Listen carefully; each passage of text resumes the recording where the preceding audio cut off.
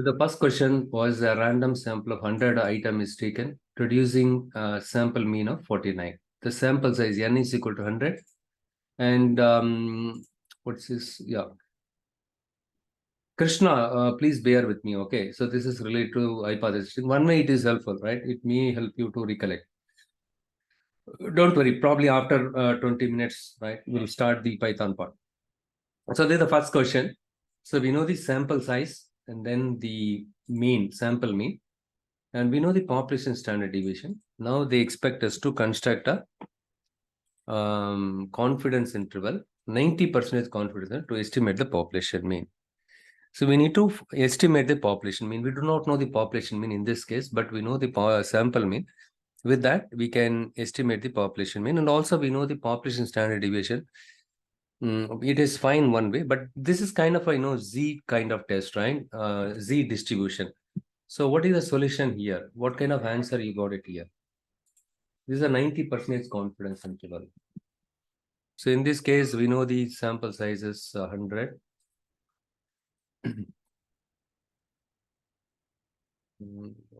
This I'm just connecting via my AnyDesk.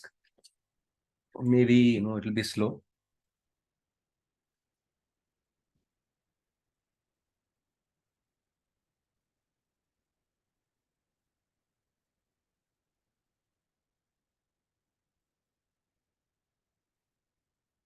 So the sample size is 100, n equal to 100. And what does the sample mean? X bar is nothing but the sample mean. In this case, it was 49.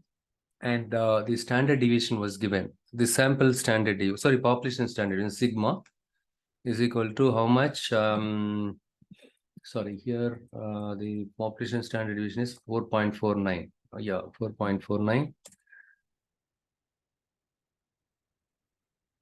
49. Okay. Why we need to find out, we need to construct a confidence, 90% confidence, right? We need to create a construct a confidence interval with the 90% confidence. A 90% confidence interval or confidence level is, or let's say in this case, confidence interval is Z. In this case, is Z distribution because we know the population standard deviation. The same thing is applicable even in the case of constructing the confidence interval. Z is equal to so what is the formula here? So we know, right? So yeah, in the case of 90%, the Z value is minus 1.64 and plus 1.64, right? This is the value. So this you can get it from the table, log table, okay? The Z distribution normalization table, okay, for the 90% confidence interval. And here, the confidence interval formula is X bar plus or minus Z into sigma divided by square root of n. Okay.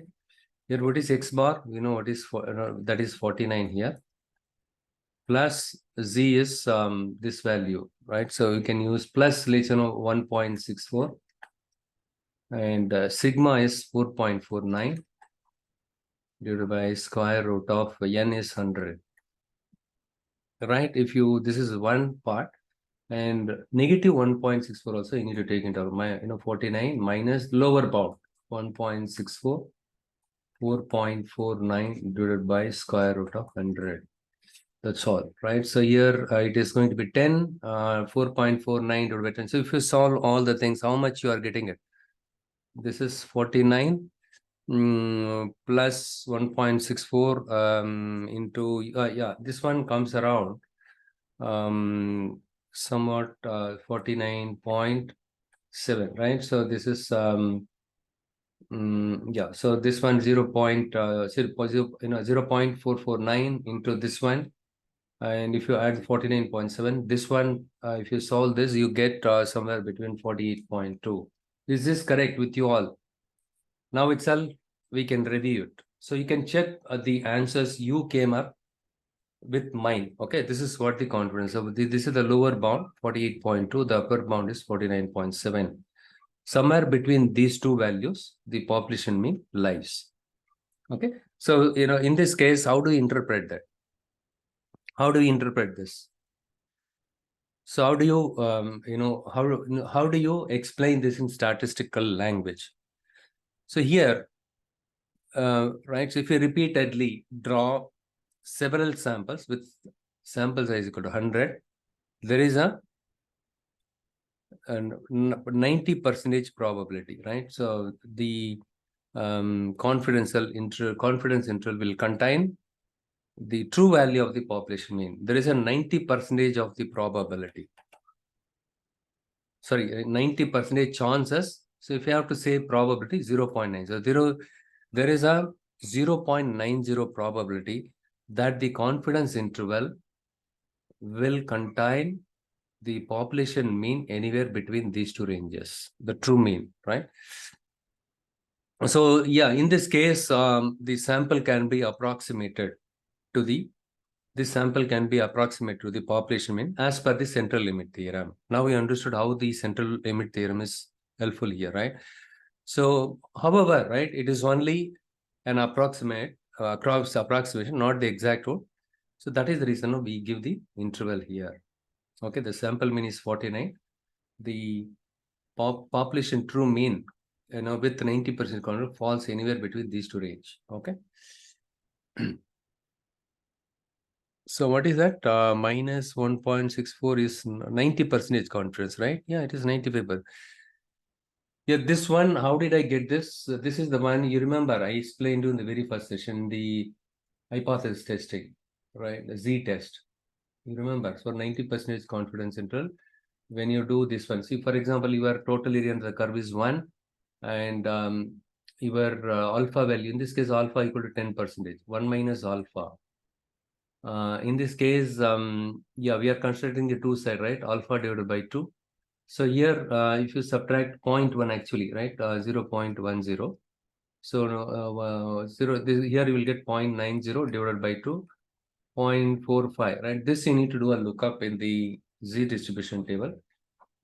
You will need to find out the values horizontally and vertically where what values intersects this one, right? So that is your value. So but since we are doing the we need to find out the lower bound or upper bound. If you find less than 1.64, it should be plus and minus. Plus 1.64, minus 1.64. So this is how this is the answer here. Okay. Any questions? How about you? I believe all of you. Yeah, I could see that Swarna. Thanks for typing this. Swarna also getting the same answer. Okay.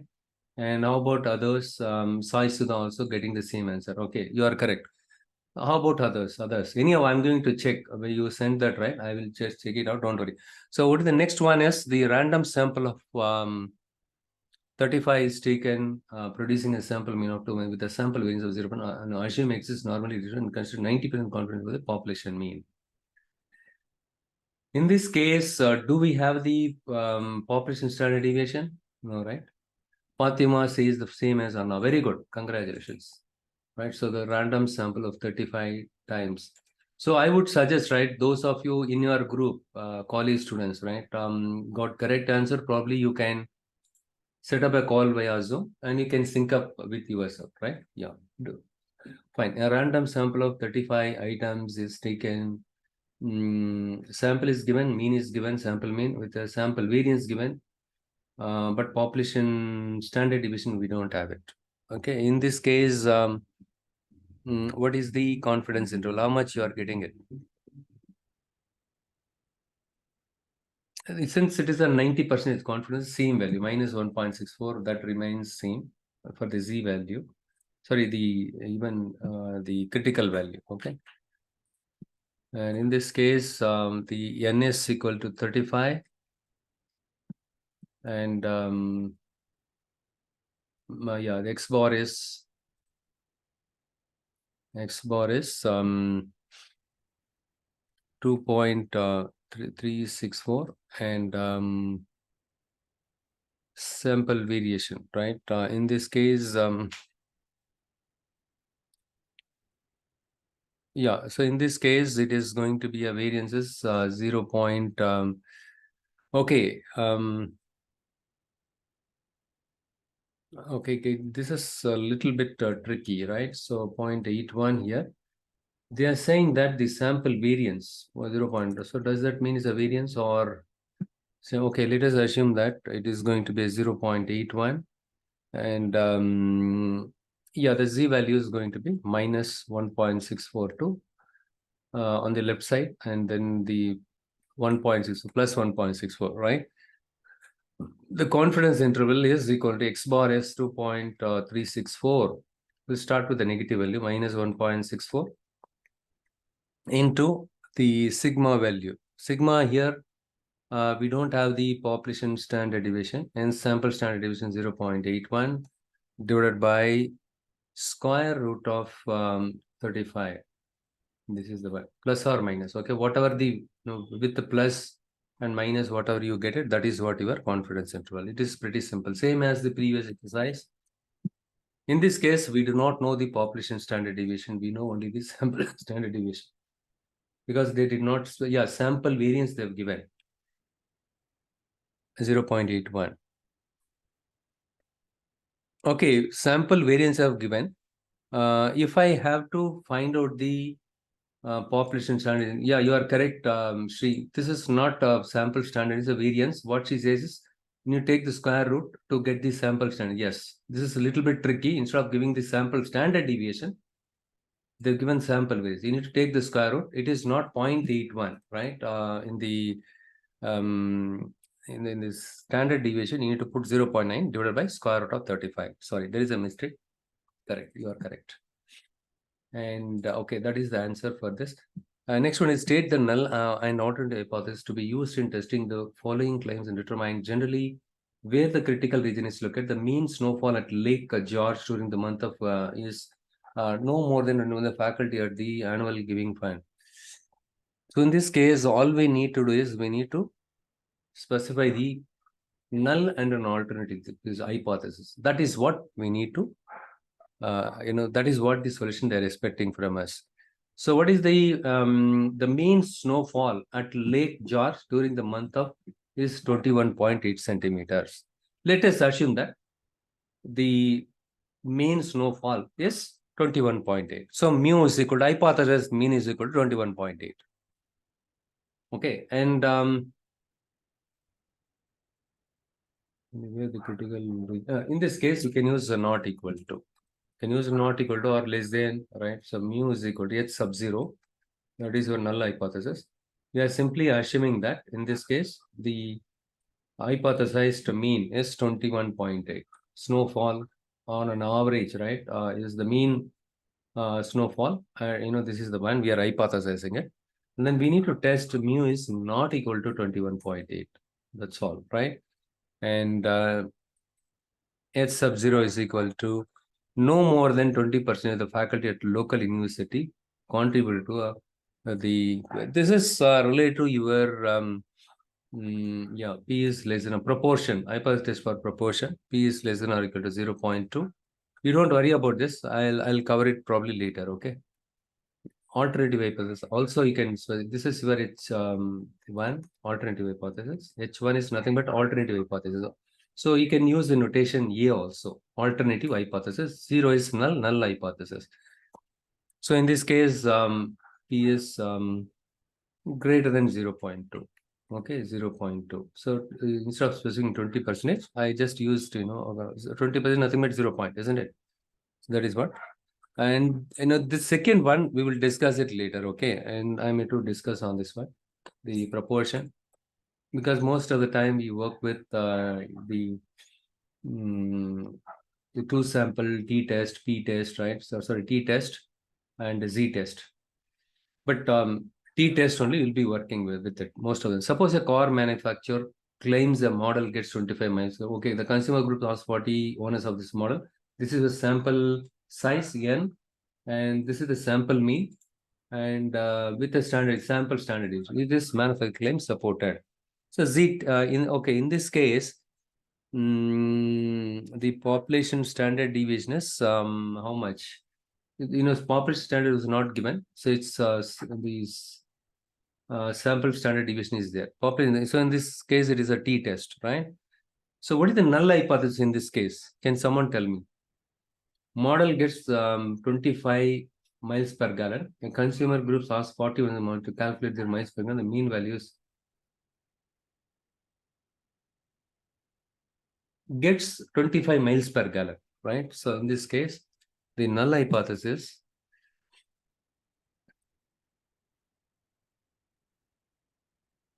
H sub 0 and 1 second, sir. Oh my God.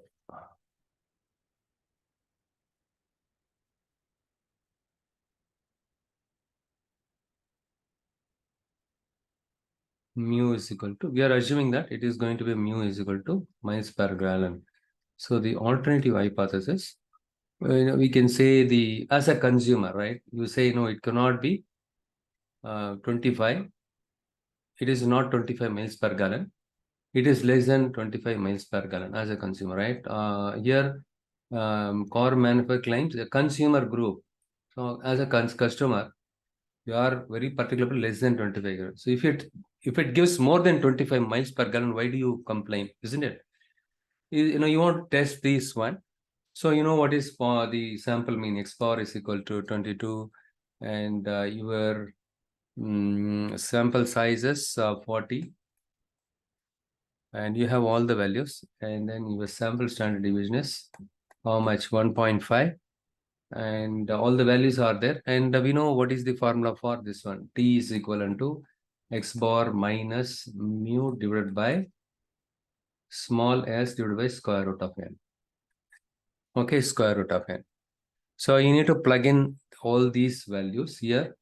So you get some value for the t test statistic, right? That value you need to for that value you need to check the p value. I taught you how to check the p value in Python, right? So you need to check the p value. If the p value is less than alpha, you are going to reject the null hypothesis. Okay.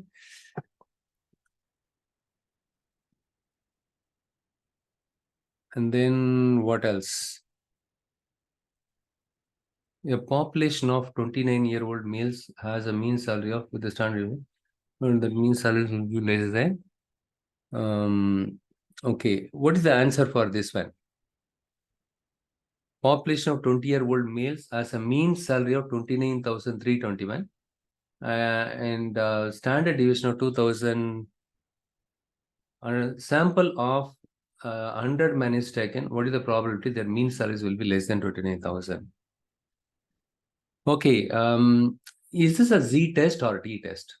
Okay, that is what the question now, that is what Swarna is debating now in the chat, right? She says that as per the T test, the sample size should be 30 or less than 30, but here the sample size is 100.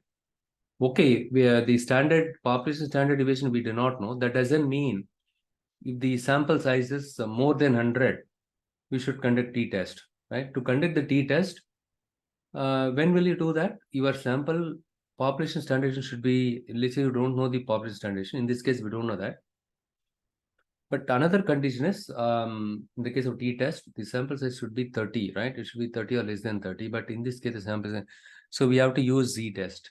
Yes, right? You are correct. In that case, the same thing is applicable with the previous case also, right? 40. The previously, the sample size was 40. Since it was not falling at 30 or less than 30, we are not supposed to, use the t-test. You are correct. You are correct, right? Sorry, I just make the statement, I just correct my statement here. Here, we have to use as, z thing only here. So x minus mu. Okay, the question is in the denominator, sigma divided by square root of n. So we do not know the population standard deviation. Just because the sample mean is more than 30, we are supposed to use z-test. Population standard deviation, what are you going to do? For this, you have to use this sample standard deviation only, okay? And here, what is the x bar? X bar is the sample mean is 29,321 minus the assumed mean is h sub 0. Mu is equivalent to 29,321, right? So 23, so that is what we have it here. Sorry, this is your sample mean, right? Sample mean. Okay, and then population mean. Sorry, this is your Wait. Here the population mean they have not given as a mean salary of with the standard deviation. The sample of 100 men is taken.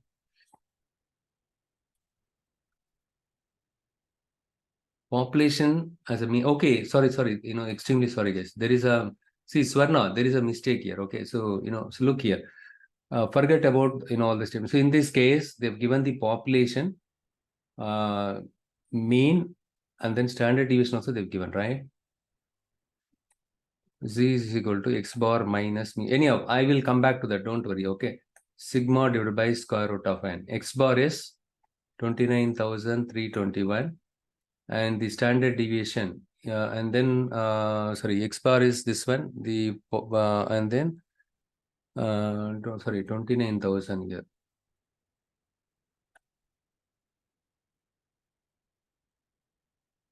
So here it is slightly trickier, right? So 29,000 and 29,321.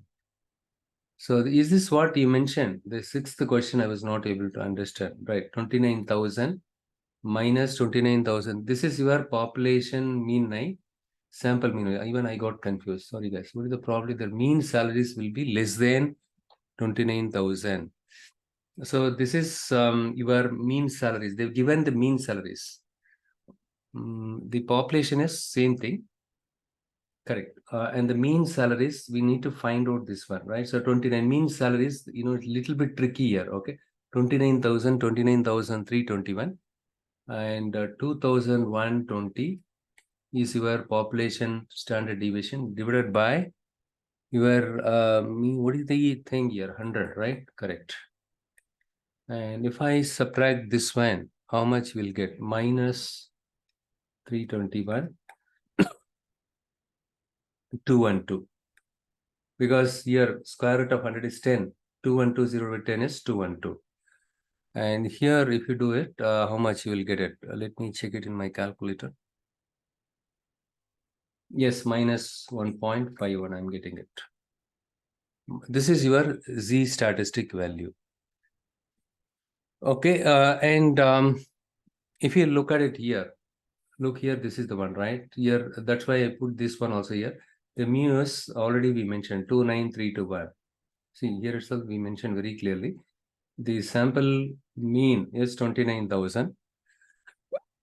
And here, so yeah, we are getting at 1 minus 1.51, right? So we need to find out the desired region here. So what is the probability their mean salaries will be less than 29,000?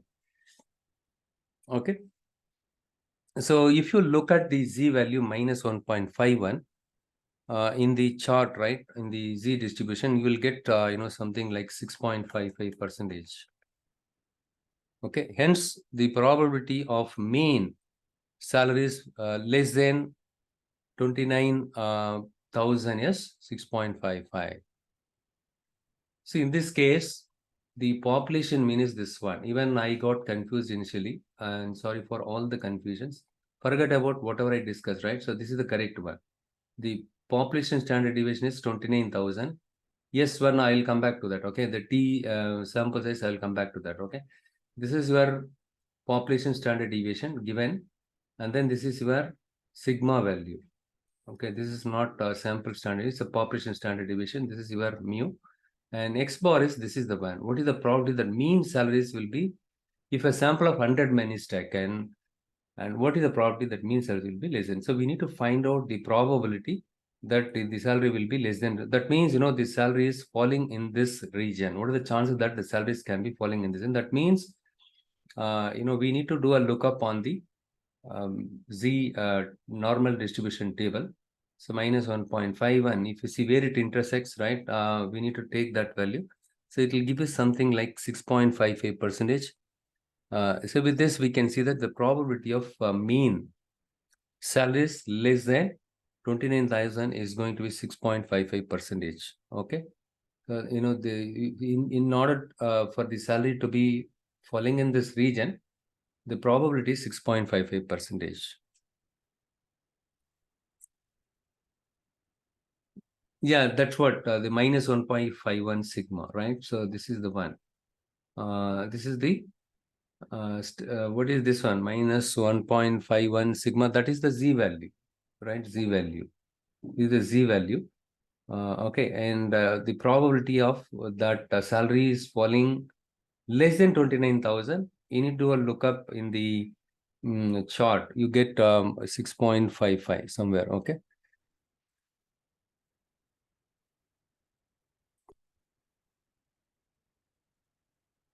Okay, going back to the previous argument, right? That's what her discussion now.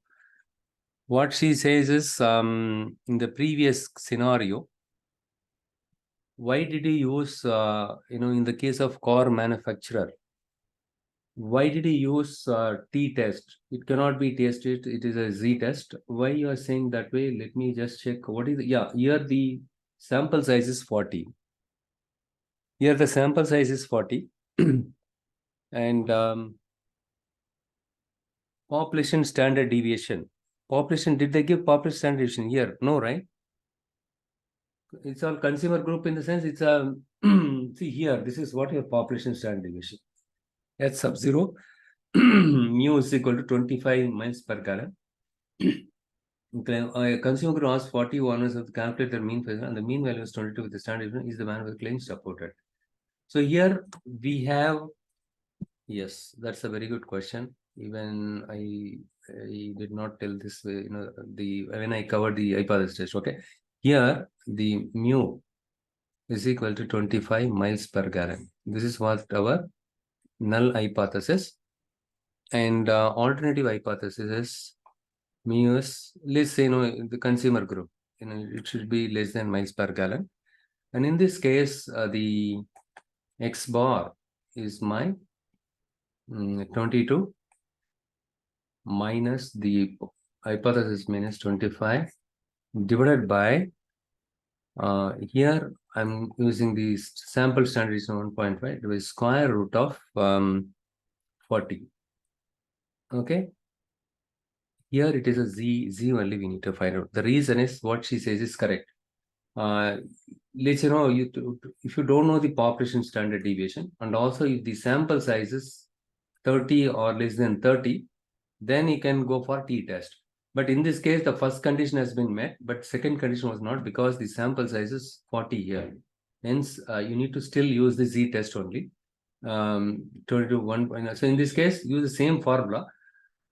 Okay, in the here sample standard deviation only we have to use it, but you need to do a lookup on the z distribution table. That is the idea here.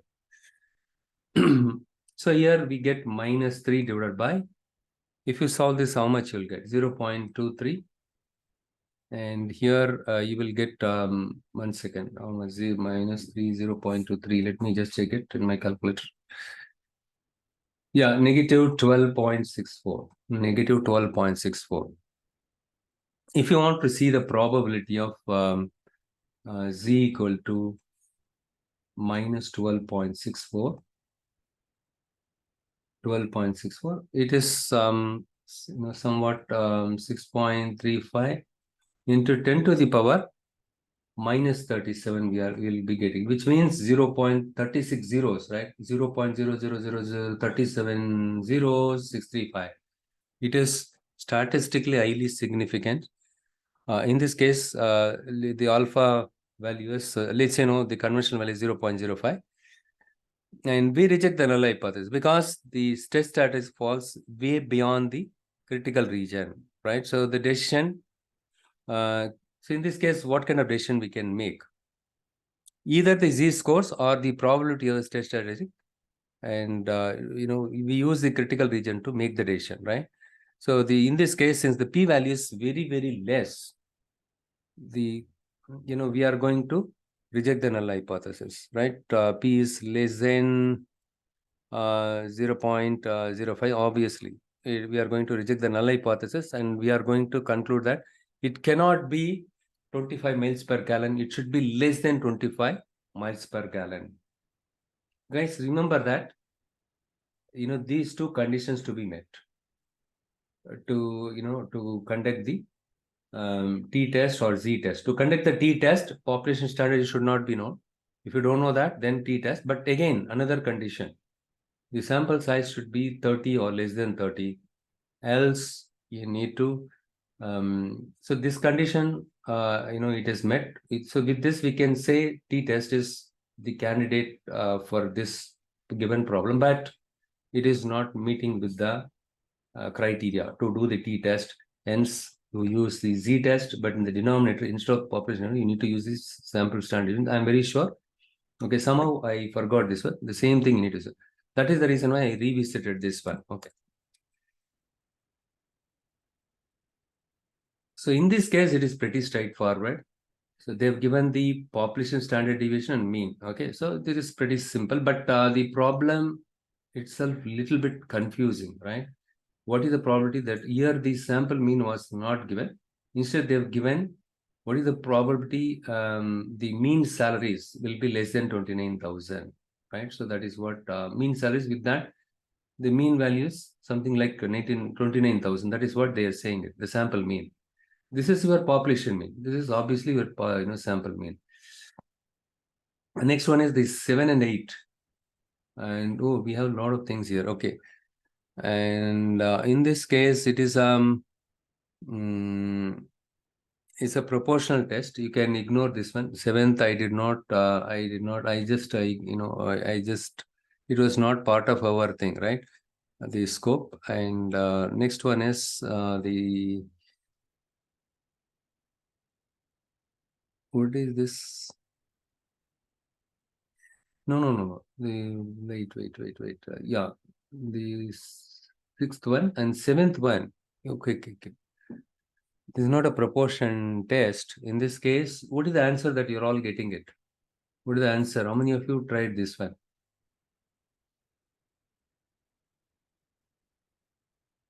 This is a little bit different, right? This is a little bit different. What is the sample size here? 9,800. No. This is not. Okay. Sample size is 49. I'll just write here. Thank God we have space here. N is equal to 49. And mu is equal to, look here, they've given mu itself. Population mean, 205. And did they give, look here, sigma also they've given. Sigma equal to 15 pounds. Very good. The elevator can transport up to 9,800 pounds. Therefore, these 49 boxes will be safely transported if they weigh in total less than 9,080 pounds. Okay. Okay, this is, let's this something like x equal to 9,800 pounds they've given. So what we will do is we will first find out the z score.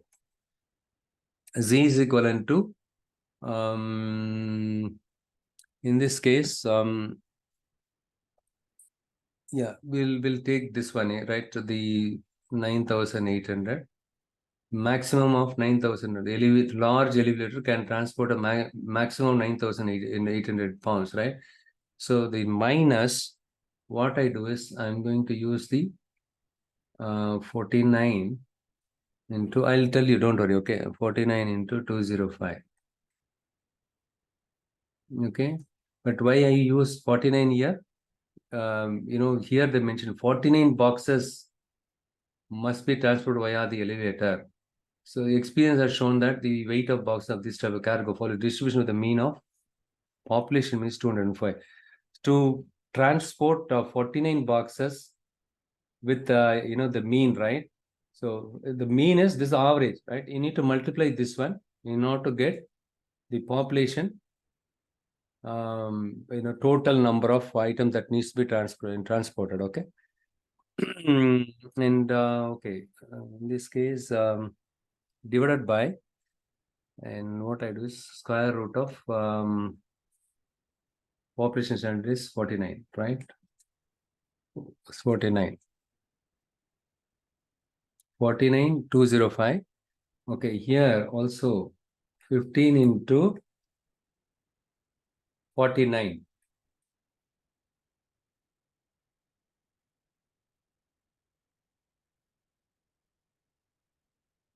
sigma is 15 and mu is equal to 205, and 49 boxes can be 49 boxes, right? 49 boxes can be safely loaded into the freight elevator and transported.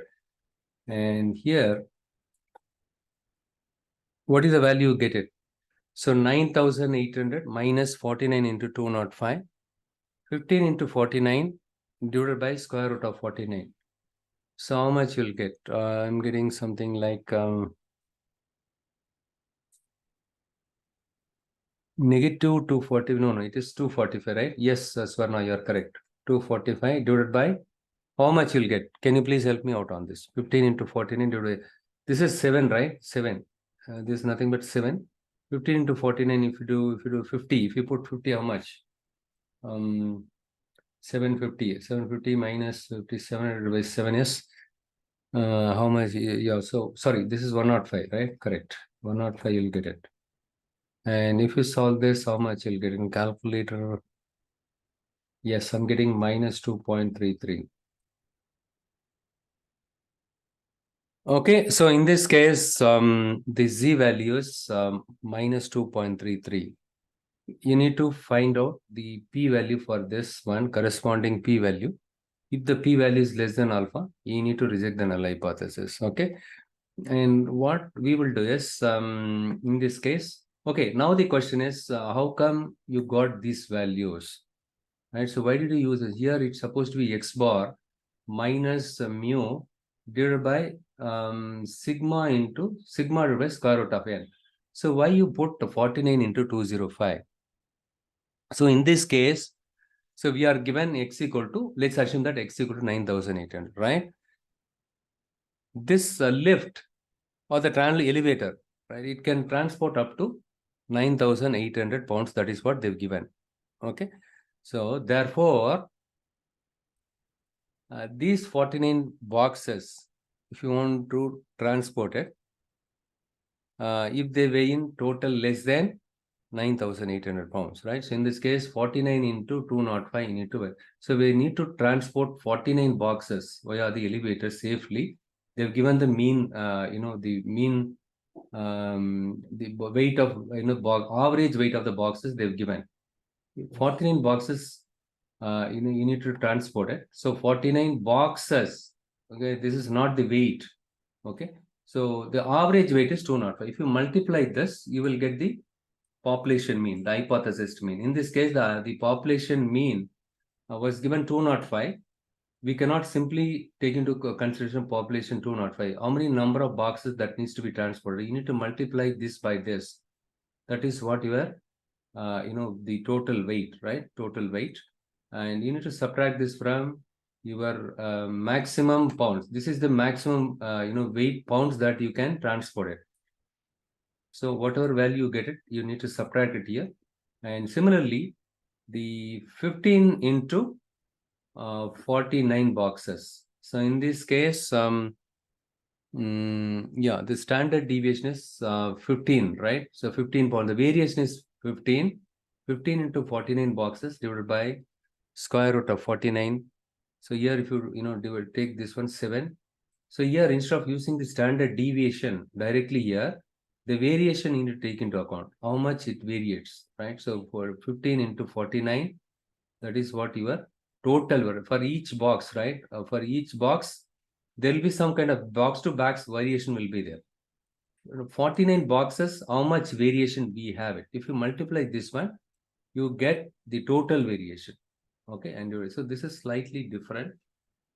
Okay, so here this is the answer, minus 2.33. If you find out the p-value, what is the p-value? Yeah, Swarna, she gave me the p-value. The p-value is, okay, the probability of z is less than minus 2.33 is how much, Swarna? 0.0099. Correct. So the alpha value is 0.05. The p-value is this one. Since the p-value is obviously less than this one, we can reject the null hypothesis, and we can say that so we can say that the total weight of the 49 boxes less than 9,800 pounds is less. In this case, we are rejecting null hypothesis. We are going to say it is not, the 9,000. It is not less than 9,800 pounds.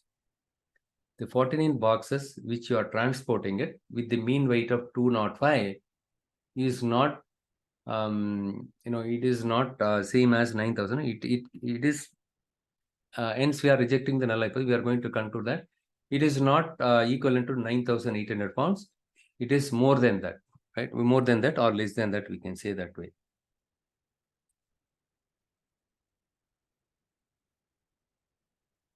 What is that? Deepika, you're not able to understand. See, we can say this way in the statistical language. How do you say? See, the p-value is less than 0.009, right? So is this p-value is less than alpha or not? Yes. What is the null hypothesis here? The null hypothesis is the maximum weight carried by or transported will be same as the 9,800 pounds. In this case, since the p-value is less than alpha, we conclude that it is not same as whatever the number of boxes you carry it, transport it via the lift, it is not same as this form. It is, right, it is not same. Hence, we are rejecting the null hypothesis.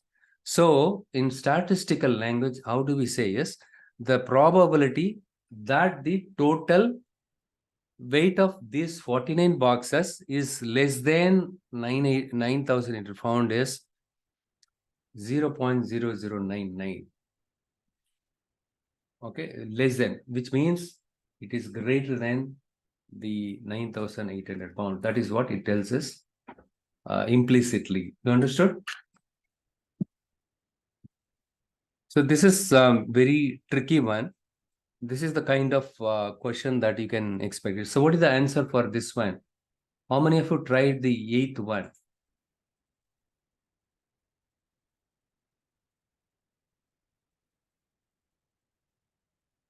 How many of you tried? Went to exam unprepared. It was MCQ multiple choice, but there are 50 questions of which at least.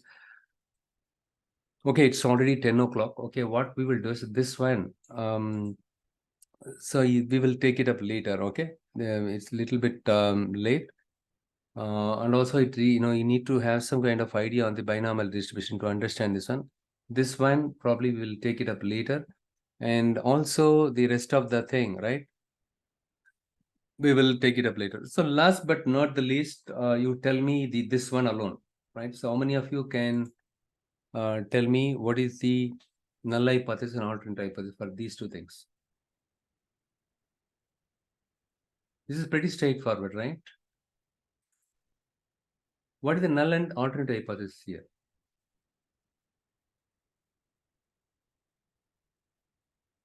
How do you define null hypothesis here?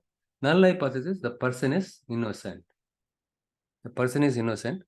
The alternate hypothesis, person is not innocent. He is a guilty. Okay, but what is the actual result? The actual result in this case is the person is, actually an innocent guy. Okay, but they accepted the alternate hypothesis, consider him as guilty. Okay, so they falsely rejected the true null hypothesis. Rejecting the true null hypothesis is called type 1 error. Rejecting the true null hypothesis. I just write it here.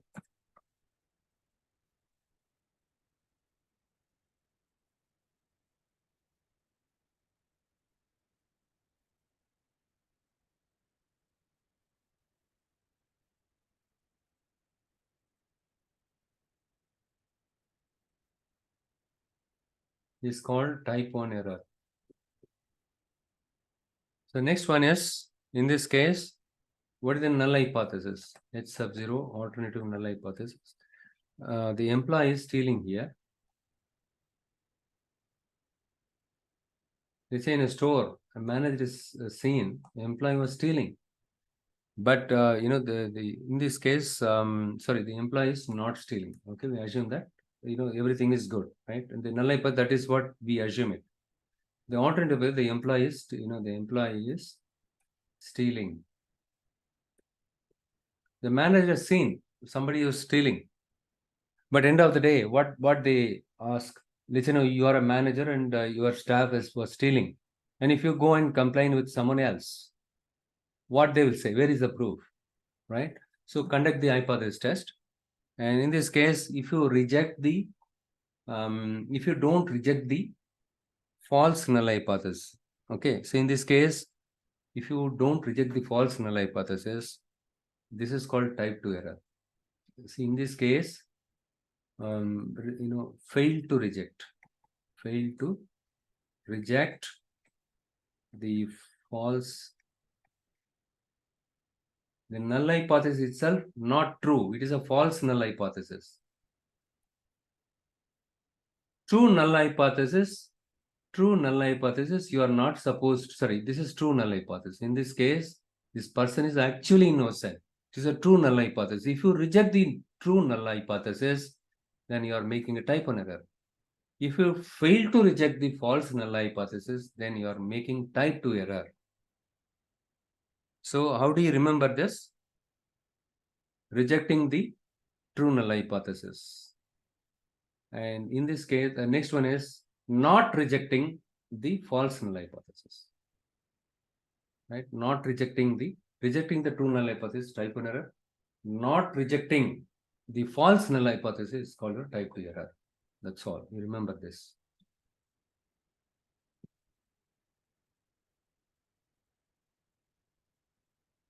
Okay, guys. With this, we are going to wrap up this part. The next